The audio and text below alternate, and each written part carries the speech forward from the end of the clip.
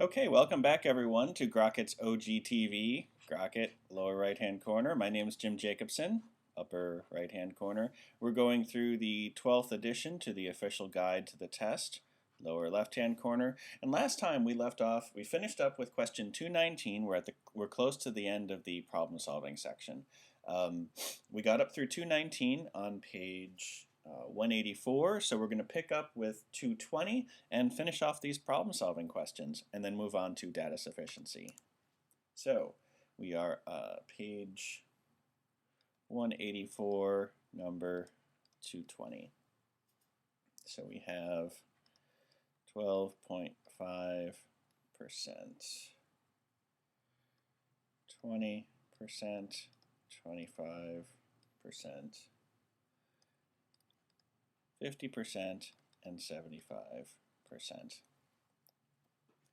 A part-time employee whose hourly wage was increased by 25% decided to reduce the number of hours worked per week so that the employee's total weekly income would remain unchanged. By what percent should the number of hours worked be reduced?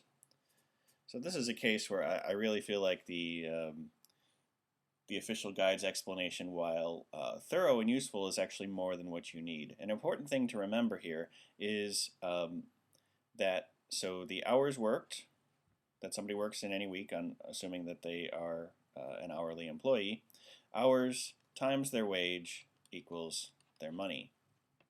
If you reduce the hours or increase the hours or do something to the hours, or no, let's talk about the wage. So let's say we increase the wage by 25%.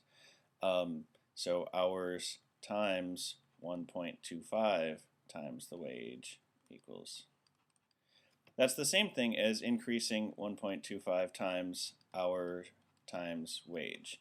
That's how multiplication works. You can, when you just have straight multiplication across parentheses and things don't really matter because it's all the same. It's 125 times hour times wage, which means that also reductions of any part of it are also reductions in the whole thing. So a 25% increase in hours or wages results in a 25% increase in money. A decrease in hours or wages results in a decrease in basically a decrease in increase or decrease in any one of the three results in a decrease in all of them. So, or a proportional decrease of the total. What do I mean by this for this particular problem? So what we have is the wages, and so we'll just call those wages. Well, no, we can just use this original equation. So 1.25 times the hours times the wages equals the money. So we want instead that money, let's just say that they're getting $1. So let's say that hours times wages equals 1. It's 100% of the current amount. 1.25 times the hours times the wages is going to be some increased amount. So we need to divide that 100%, let's say it was $100. In order to solve for the new hours times wages, we need to divide by 1.25. 100 divided by 1.25 is the same thing as, so that's 100 divided by 5/4, which is the same thing as 100 times 4/5, which equals an 80%. That's why I picked 100, so that it would end up being a percent. We end up with an 80%. It's an 80% reduction in either the hours or the wages. And since the wages are what was increased and the question is actually asking us what the decrease in hours would be, we can just pretend, well, not pretend, we can just say that this is an 80%. It's not an 80% decrease. The hours need to be 80% of what they were to keep the total, the 100, the same despite the increase in wages. So that if the hours need to be 80% of what they were, that is a 20% reduction in the hours. Answer choice B. Okay, so 184, number 221. 20 to 50, 40 to 70, 50 to 130, 110 to 130, and 110 to 150. Of the 200 students at College T majoring in one or more of the sciences, 130 are majoring in chemistry and 150 are majoring in biology. If at least 30 of the students are not majoring in either chemistry or biology, then the number of students majoring in both chemistry and biology could be any number from, and then that's where we get these ranges for the answer choices. So there's really two different things we have to figure out. We have to figure out what the minimum is and what the maximum is. Let's do the max over here because that's actually way easier. And we'll do the minimum over here. So if we have 130 in chem and 150 in bio, the maximum number of students that could be majoring in both is 130.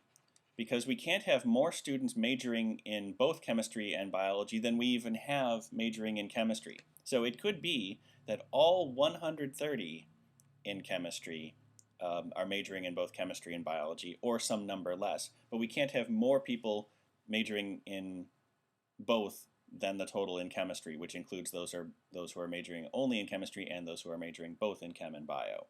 So the maximum number in both is equal to the smaller of the two individual sets making up the both. So just on this basis, figuring out that 130 is the maximum, we can eliminate answer choices B, A, and E because choices C and D are the only ones with the maximum of 130.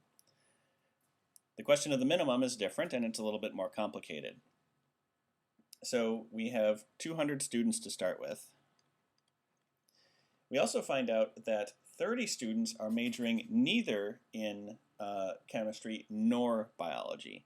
So this question is really of the students who are in the sciences and majoring in one or both of chemistry and biology, how many could be in both? So we have to ignore the ones that are not doing either. 30 students are not doing either. So we have at most 170 students who are doing chemistry or biology or both. And we don't know what those proportions are, but 170 is the maximum that could be doing one or the other. From there, we find out that the total number of students, I guess this would be more like a head count in the respective classes. There are 130 people showing up to chemistry classes, and there are 150 people showing up to biology classes. That equals 280 students. 280 students showing up to both classes when there are only 170 students who could be showing up to both classes. What that means is some of these students are going to both. Some of them are being double counted. So to figure out the minimum number who are being double counted, we subtract the total number of people showing up to both classes from the maximum number who actually could be showing up to those classes. That gives us 110 students who are who are being double counted, who are attending both chemistry and biology classes. So that gives us 110 as the lower bound, allowing us to select answer choice D with certainty. On we go. Last one in this column, page 184, question number 222. So 0, 1, 2, greater than 2, and infinity. Okay. If 5 minus 6 over x equals x, then x has how many possible values? We could make some guesses before we even do too much math. Since we have 6 over x here and an x here, we are probably going to have to multiply everything by x to get x out of the denominator, which means it would be a quadratic equation. However, there are quadratic equations that only have one solution. And I suppose there are some that have no solutions. So we could have So we don't know for sure, but it's probably not going to be an infinite number of solutions. Anyway, let's actually solve or figure out what we can figure out with this one. We'll multiply the whole thing times x. So this whole thing times x. We get 5x minus 6 equals x squared. We'll make it look more like a quadratic equation, getting everything on the left side of the equation over to the right side, and then make that the left side because that's the normal format. So it would be x squared minus 5x plus 6 equals 0. We use reverse FOIL. Remember the factoring of quadratic equations. We have, since we have a negative number here and a positive number here, we have two numbers that multiplied together give us positive 6 and added together give us negative 5, which suggests that they are both negative numbers because negative numbers add up to be negative numbers, x minus. So the factors of 6, the good ones are 2 and 3, and those two do add up to negative 5, so it's x minus 2 times x minus 3, which means x equals 2 or 3. Those of you doing the math at home, that is two possible values for x. Answer choice C.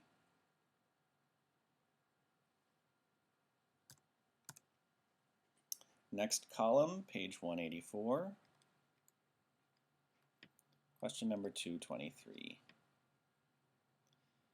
10%, 33 1/3%, 40%, 50%, and 66 2/3%.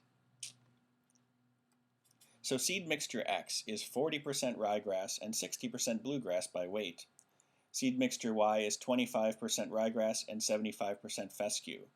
If a mixture of X and Y contains 30% ryegrass, what percent of the weight of the mixture is X? So we know that mixture X, we have mixture X and mixture Y. The rye to the bluegrass in X is 40% to 60%. The rye to the fescue in mixture Y is 25 to 75%. Now we actually don't really care about the bluegrass and the fescue because the ryegrass is the only part of this equation that really matters. I mean, if the question had been asking us about those things, we would have needed to account for them. But really, it's only what percent of this final mixture of X plus Y, what part of that, in order to have a 30% ryegrass, how much of that needed to have been X in order to raise the average proportion to 30. Anyway, so what this means is that 40 of the X rate plus 25 of the Y, 25 times the Y, gives us 30 of the X plus Y mixture. We can write all that out. 40x plus 25y equals 30x plus 30y. We can then simplify by subtracting 25y from both sides and subtracting 30x from both sides. We get 10x equals 5y, and from there we know that x equals 1/2 y. So then we actually need to figure out what percent of the mixture x is. And so the percent that x is, I'll make a line over here, so that equals the amount of x over the amount of the mixture. But we now know, we now have a value for x in terms of y, so that equals 1/2 y over 1/2 y plus y. In turn, that equals 1/2 y over 3/2 y.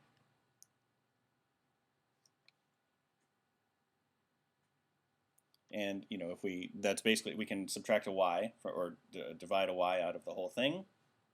And actually we could multiply the numerator and the denominator by 2 over y. If we do that, it cancels out the halves in the fractions and the y's here, and it equals 1/3. 1/3 expressed as a percent is 33 1/3%. Answer choice B. I could have done this as 2 separate steps, but I was running out of space, and hopefully that's still clear. Okay. 184 to 24. 224, getting ahead of myself. So we have 1/6 and 1/4. 1/4 and 1/3. 1/6, 1/4, 1/3, 1/12, 1/6, 1/4, and 1/12, 1/6, and 1/3. A straight pipe 1 yard in length was marked off in fourths and also in thirds. If the pipe was then cut into separate pieces at each of these markings, which of the following gives all of the different lengths of the pieces in fractions of a yard? So it sounds scary at first, like we're going to have to deal with the English measurement system, yards and feet and stuff, but it doesn't actually matter whether it's a yard or a meter or a cubit or whatever. It doesn't actually matter. We just need to know what fractions of the whole these different markings represent. So it was marked off in fourths.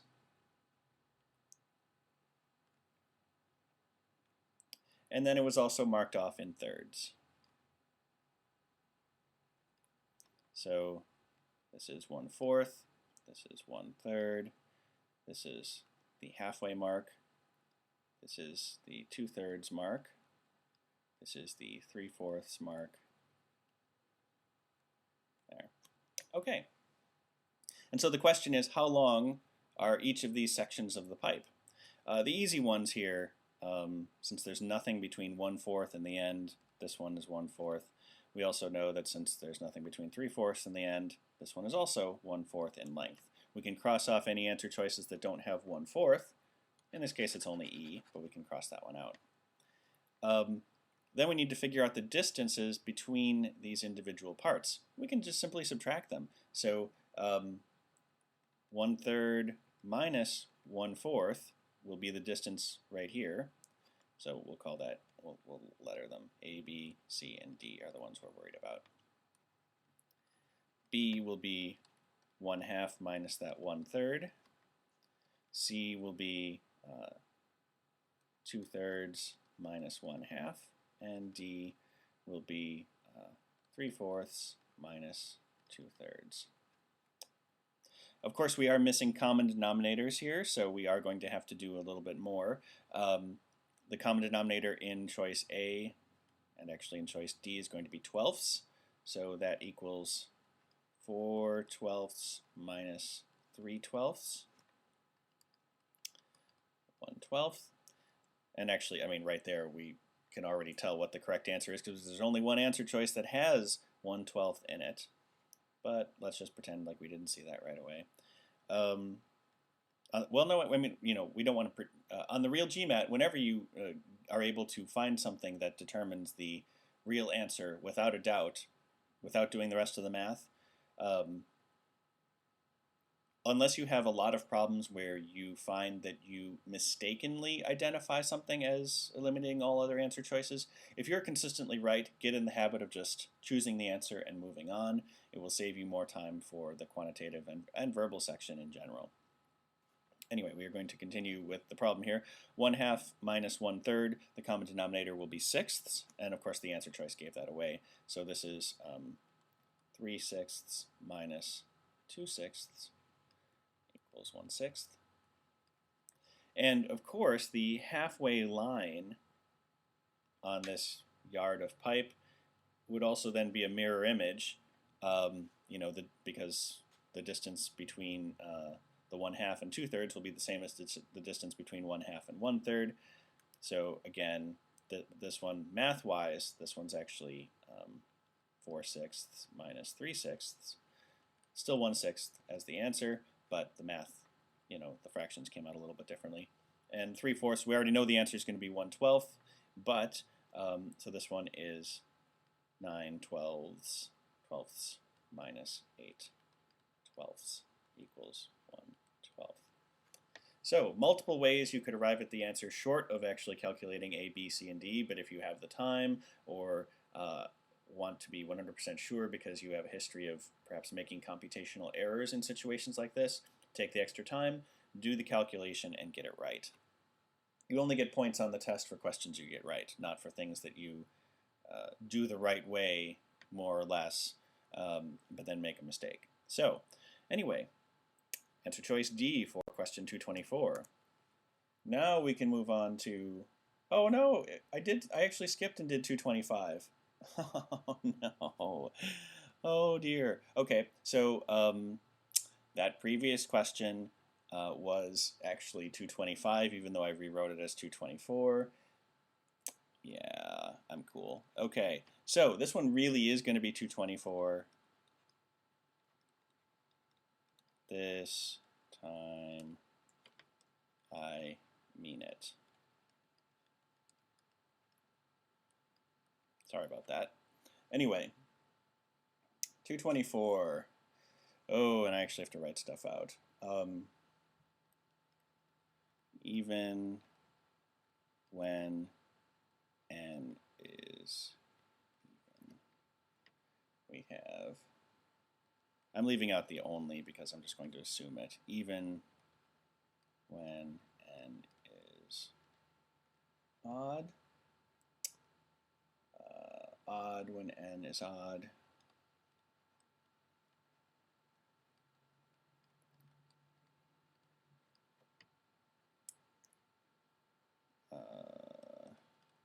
divisible by 3 when n is odd, and divisible by 4 when n is even.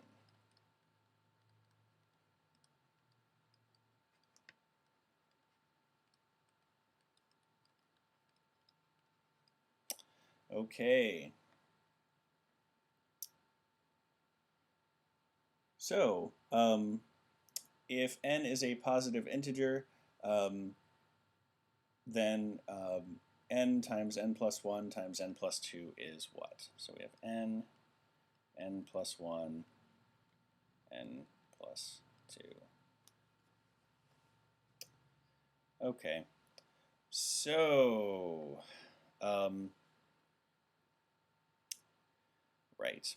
So basically, there's not that much that we can do with this one until we actually get to the answer choices. There isn't too much figuring or kind of pre-analysis we can do, other than to realize that n plus 1, n plus 2 are consecutive integers by definition, since we started off knowing that n was a positive integer. Adding 1 and then 2 to it will make those numbers consecutive. And since we're dealing with evens and odd numbers here, that means that, and we're dealing with when n is even, so n equals even versus n equals odd. So in this case then, when n is even, the numbers are even, odd, and then even respectively. And when n is odd, then they are odd, even, and odd in that order. N plus 1, I'll rewrite it here. N plus 2. Okay, so we are looking for what must be true here. Is n, or is this expression even only when n is even, which means this one here, even times odd times even? No, it's not. Remember, an important GMAT fact, important aspect of number properties, is that even times anything, assuming we're dealing with integers, equals an even number. You only need one even number to make a whole expression, any number of other integers in the expression. You only need one even number to make the whole product even. Which means, since there's at least one even number when n is even, and at least one even number when n is odd, I'll change the color here, it's actually always even. Not just when n is even. Same goes for answer choice B. Even only when n is odd. Well, we've just shown that it's also even when n is even. So always even again. Cross off A and B. Is it odd when n is odd? Or odd whenever n is odd? Well, we've already established that this whole product, n times n plus 1 times n plus 2, is always even. So we can get rid of this. It's not answer choice C. Is it divisible by 3 when n is odd? So yes, every third number is divisible by 3. But that's true whether n is even or whether n is odd. So if you have 3 consecutive numbers, you know, whether it's 3, 4, 5, or 8, 9, 10, or 11, 12, 13, 14, 15. So those are the only possible cases for 3 consecutive numbers. One where the number divisible by 3 is the first one where the number divisible by 3 is the second one, and one where the number divisible by 3 is the third one. Note that this one, the 8, 9, 10, is an n is even. These other two are n equals an odd number, where the first number in the sequence is, you know, odd or even. In every single case, you get at least one number that is divisible by 3, okay? 3, 4, 5, 8, 9, 10, 13, 14, 15. When you multiply all 3 numbers together, that final product will be divisible by 3 if one of its own factors is divisible by 3. Does that make sense? That I don't know why I'm asking you, you can't answer me, but because, you know, this is 3 times 1 times 4 times 5, and this is 13 times 14 times 3 times 5. You're always going to have a number divisible by 3 when you multiply 3 consecutive positive integers. So the answer choice, it's not divisible by 3 only when n is odd. It's always divisible by 3.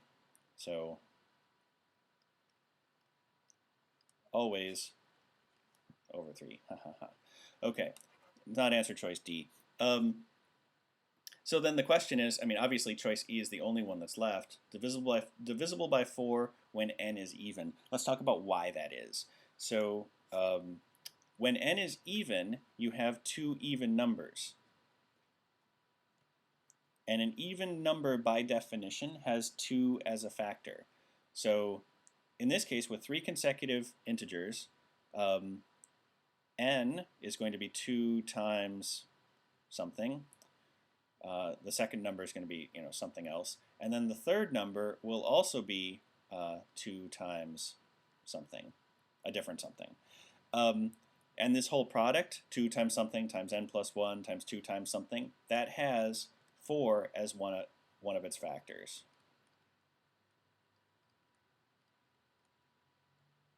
Four is a factor. That turned out to be not as neatly written as I wanted it. Anyway, because each of these numbers, because 2 numbers would have 2 as a factor, the whole product will have 4 as a factor.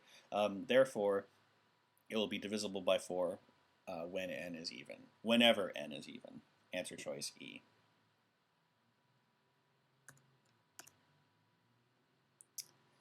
All right, so now that we're back on track, again, sorry about that. Those of you who are fast forwarding to get to that particular question, you had to do a little rewinding or fast forwarding.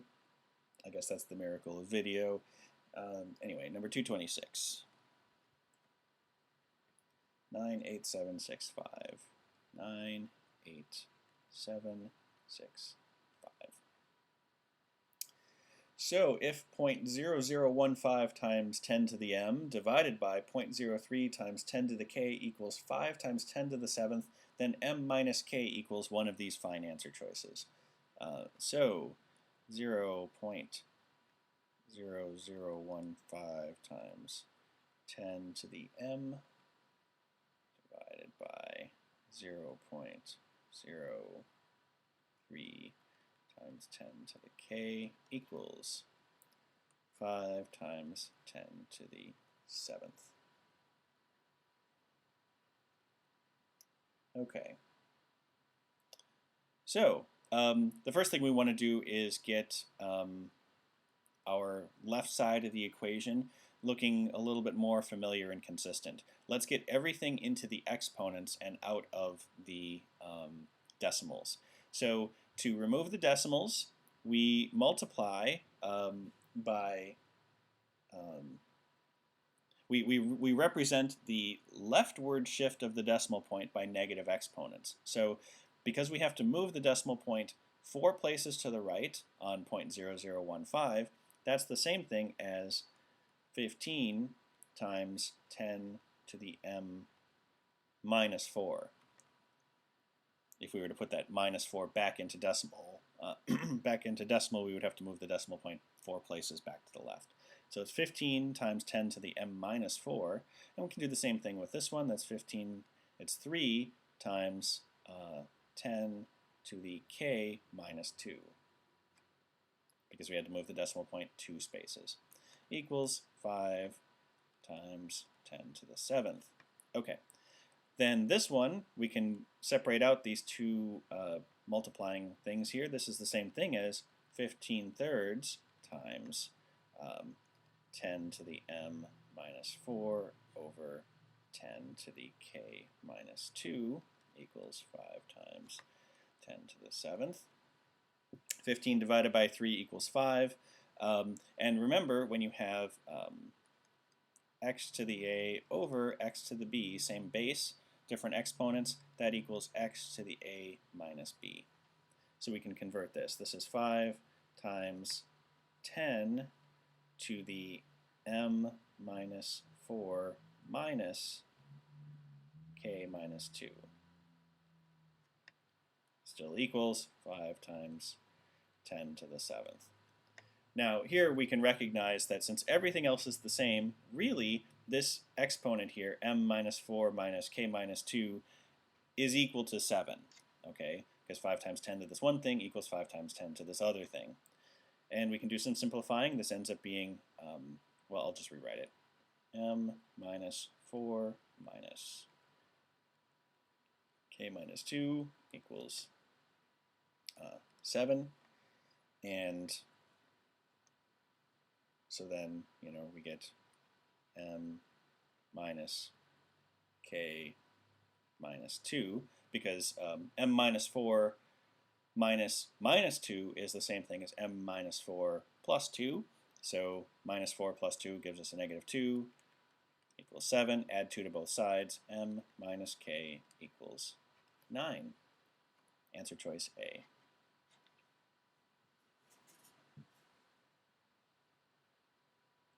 And with that, we move on to our last page of problem-solving questions here in this section. Page 185, question number 227. We have a squared minus b squared over 2, b squared minus a squared over 2, a minus b over 2, a times b over 2. It's just really interesting what you can tell just by looking at answer choices. So clearly there's a kind of a conceptual or algebraic error that they're expecting us to make here. And then we have a squared plus b squared over 2. So in every case, they figure we're going to know how to multiply or divide by 2, but what we're doing with a's and b's is the big question. Okay, so the question itself is, if x plus y equals a and x minus y equals b, then 2 times x times y equals what? So this one's kind of interesting. It doesn't look like it's going to be that interesting, but I think it is if you find algebra interesting. Anyway, x plus y equals a, x minus y equals b. One of the first things we can do is combine these two expressions because we have a positive y and a negative y. We can figure out then, we just add x minus y equals b. So then we get x, because it's, well, 2x. X plus x equals 2x. Positive y plus negative y equals 0. And then a plus b equals a plus b.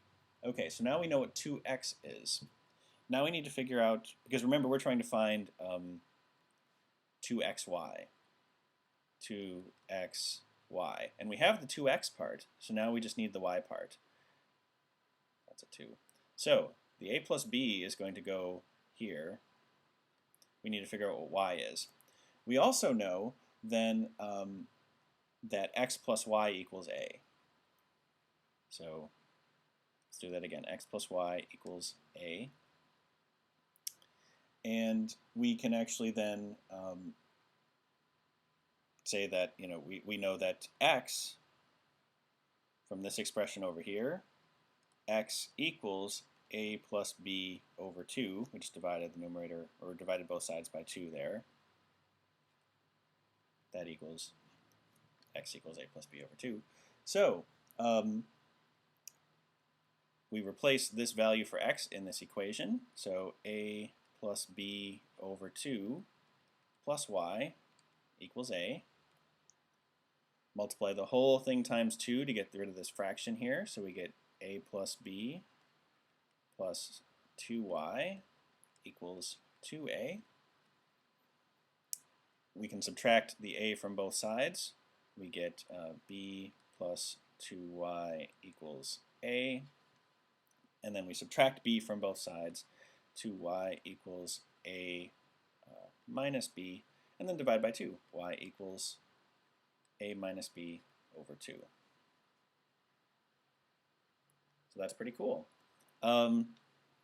We then have a value for y, so this thing gets substituted over here. So then we multiply our value for 2x times our value for y, and we multiply, and that's our answer. So 2x equals a plus b, y equals a minus b over 2, and so this is the same thing as, a plus b over 1 times a minus b over 2. We multiply across. A plus b times a minus b equals the middle. When you do FOIL, the middle terms cancel out and you get the difference of 2 squares. A squared minus b squared. Multiply across the denominator, you get 2. Answer choice A. Okay, moving on. So 185, question 228. So we have Roman numeral 1, Roman numeral 2, Roman numeral 3, 1 and 2, and then 2 and 3. Okay. So an arithmetic sequence is a sequence in which each term after the first is equal to the sum of the preceding term and a constant. If the list of letters shown above is an arithmetic sequence, which of the following must also be an arithmetic sequence? So we have statement 1, which is 2p, 2r, 2s, 2t, and 2u. Statement 2, p minus 3, r minus 3, s minus 3, t minus 3, and u minus 3. And statement 3, p squared r squared s squared t squared and u squared. And this was p r s t u. Okay. So if the numbers, if this sequence is an arithmetic sequence, what it means is that, the difference between p and r is only some number, some constant, like 2 or -2. That constant, that difference between p and r, is the same between p and r, between r and s, between s and t, and between t and u. So our question is, which of these answer choices are still an arithmetic sequence? That is to say, each of the terms in the list are still separated only by a constant that itself remains constant from between one pair of variables and the next. It doesn't need to be the same as the constant that was in this one. So, PRSTU may all be separated by 2, and in statement 1 they may all be separated by 20. But as long as they are separated by a consistent number, if r is 20 more than p, whereas and then 2p and 2r are separated by 100, as long as the next ones in the sequence are separated by the same number, it's still an arithmetic sequence. It's only if the distance between the letters changes, the distance between the terms is different from one pair to the next, then it's no longer the arithmetic sequence. Okay, so basically in this particular case, let's just go through the statements. It looks like statement 2 appears 3 times. So that's the one that I think we'll start with, because that's, it allows us to cross off the most answer choices in terms of good GMAT strategy. So if P, R, S, T, and U are all separated by some number, if we make each of P, R, S, T, and U smaller numbers by subtracting 3 from them, the distance between them is still going to be the same. So, let's just say that they were, before they were, 10, 12, 14, 16. I'm not going to write them all out. They're all separated by 2. If we subtract 3 in every case, we get, 7, 9, 11, and 13. They are still separated by 2 each. So not only is it still an arithmetic sequence, it actually still has the same constant, which is +2. So choice 2 definitely still an arithmetic sequence. That means it can't be answer choice A, where it's statement 1 only. It can't be C. It could be B, D, or E. Statement 1 and 3 appear equally, so let's just do them in order. Statement 1, we are doubling each of the numbers here. So let's just figure that we started off with 3, 4, 5, 6, 7. And so the difference between each of them is 1. If we double each of them, 6, 8, 10, 12, 14, we basically, each of these are separated by 2. So in doubling each of the numbers, we have in effect doubled the constant that separates them, but that constant stays constant. They are separated by the same distance, so statement 1 is also an arithmetic sequence. On that basis alone, actually, we can eliminate all the other answer choices. It must be answer choice D. But let's just be thorough and show why this one here isn't correct. Let's use our exact same numbers. Let's just use 3, 4, 5, 6, 7. Again, that's not enough for all of them, but it's enough to illustrate the point. They're all separated by 1. When we square them, 9, 16, 25, 36, and 49, the distance between them is not a consistent number. So, this one, there's a distance of 7. This one, there's a distance of 9. Here we have a distance of 11, and here we have a distance of 13. So the distance between the numbers in statement 3 actually increases. And while this, is a kind of progression of its own, it's a different type of sequence, it's no longer an arithmetic one where they're simply separated by a constant. So statement 3 is not an arithmetic sequence, and we are left with answer choice D. Okay. Almost there, 2 left. I thought we were going to get through all of these, but I guess these are some of the harder ones towards the end. I mean, we'll get through all the problem solving. I don't think we'll get into too many of the data sufficiency. Page 185, question number 229. So we have 110, 1,100, 9,900, 10,000, and 12,100.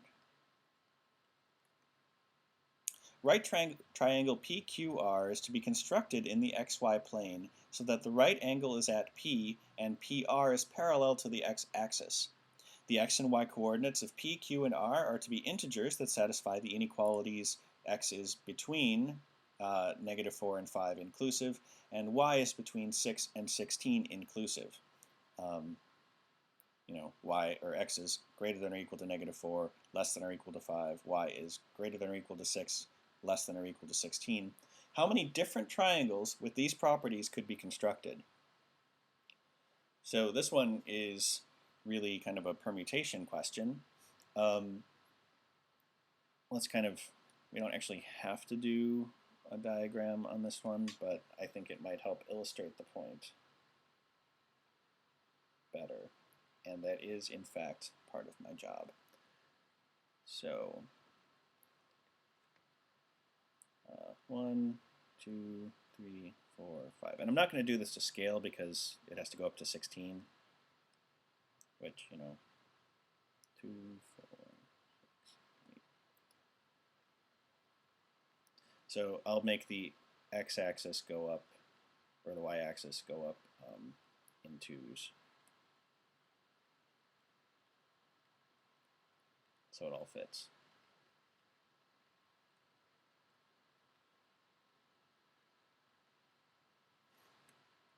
Did I make enough room? I did. Okay, so what this is saying then is the right triangle has to be constructed in this space. So the x values have to be between 5 and -4. The y values have to be between 6 and 16. So the box that can contain this triangle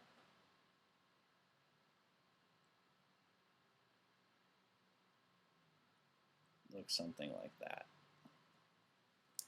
It's a pretty big space. I mean, it is narrowed down by the fact that each of the coordinates of the points of the triangle, the vertices of the triangle, need to be integer values. So it would be an infinite number of triangles if it didn't have to be integers, but it does, so that narrows things down for us a little bit. Okay, so basically P can be anywhere. That's our starting point. And so for point P, for its x value, there are 10 possible x values. 5, 4, 3, 2, 1, 0, 1, 2, -1. These are negatives here, sorry. The numbers 5 through 0 and then -1 through -4. That's 10 possible x values.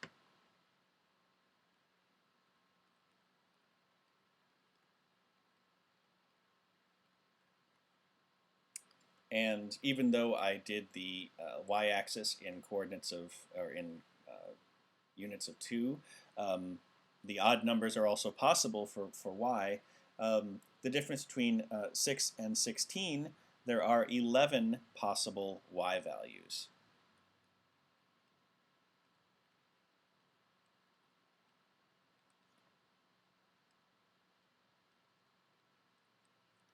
So in terms of all the different possibilities for where point P could be, we have to multiply the 10 possible x values times the 11 possible, this is x, this is y.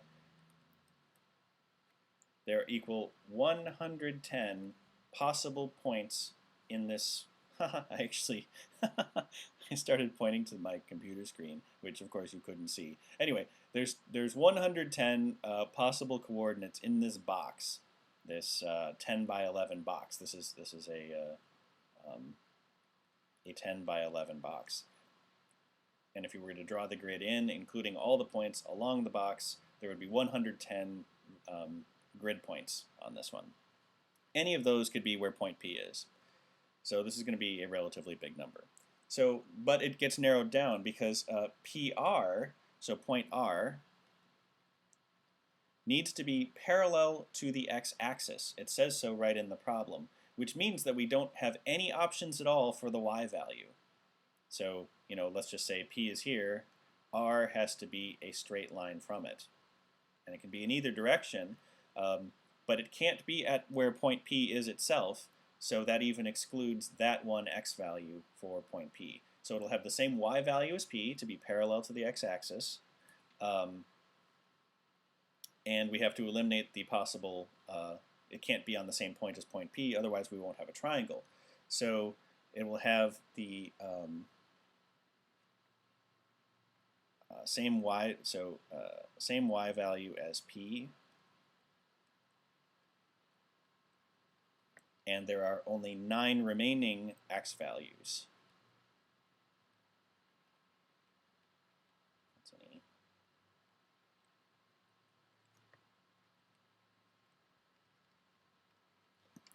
So there are actually only 9 possible places where R could be. And then we also find out that point Q, so the right angle is at point P, which means that Q has to be perpendicular to P. So Q could be up here or down here, depending on where P is, but it's parallel to the y-axis. So point Q will have the same x value as P,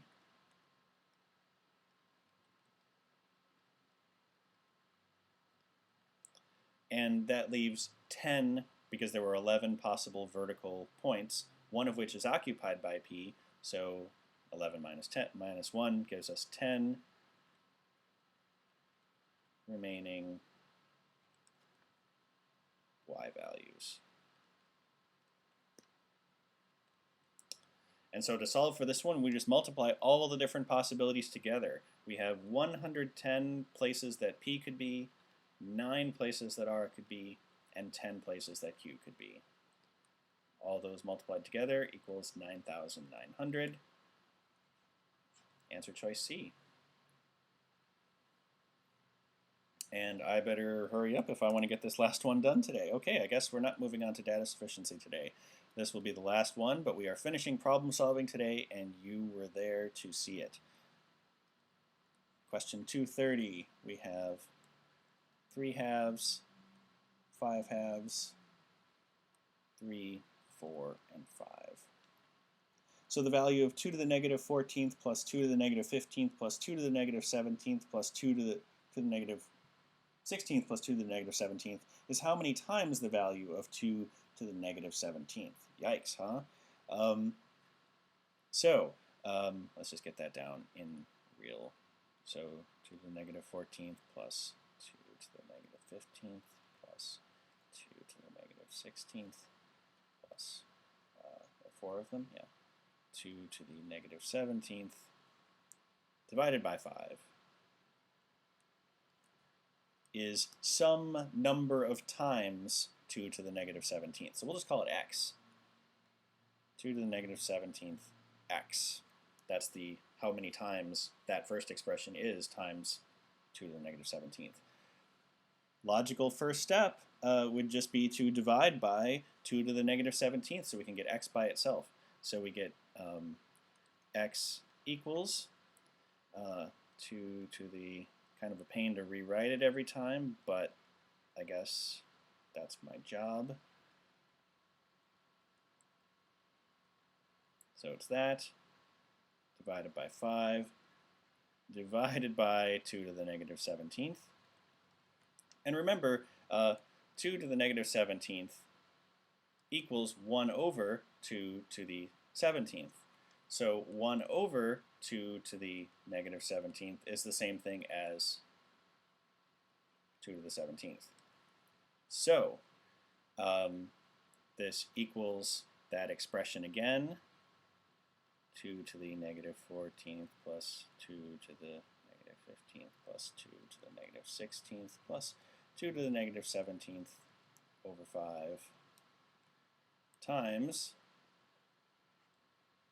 2 to the 17th. which then puts this in the numerator of the thing. So this is 2 to the 17th times 2 to the negative 14th plus 2 to the negative 15th plus 2 to the negative 16th plus 2 to the negative 17th over 5. And so remember, when you multiply exponents times each other, you simply add them together. Okay? It's only when you raise exponents to exponents that you multiply them. So this is the same thing as 2 to the 17th plus, 2 to the 17th times 2 to the negative 14th is 2 to the 17th minus 14, which equals 2 to the 3rd. And then 2 to the 3rd, 2 to the 2nd, 2 to the 1st, and 2 to the 0 divided by 5. So in more familiar numbers, that's 8 plus 4 plus 2 plus 1 divided by 5 equals 15 divided by 5, and that equals 3. Answer choice C. So I'm going to stop there. We finished the problem-solving questions. Next time we'll pick up with data sufficiency and its answer choices that are always the same every time. That's going to start on page, if you want to bookmark your page in advance because you're that type of forward-thinking person, it's going to start on page 273 next time. I had it bookmarked, but we just didn't get there. So anyway, see you next time. My name's Jim Jacobson, and in case the seeing my name and little picture up in the corner didn't remind you every time, you've been watching Grockit's OGTV GMAT edition. We're going through the 12th edition of the test, and we just finished problem solving. So I give you an internet high five. I even did a little gesture there, which you couldn't see. I was like high-fiving the computer screen, so just, pretend like I did that. And yeah, see you next time.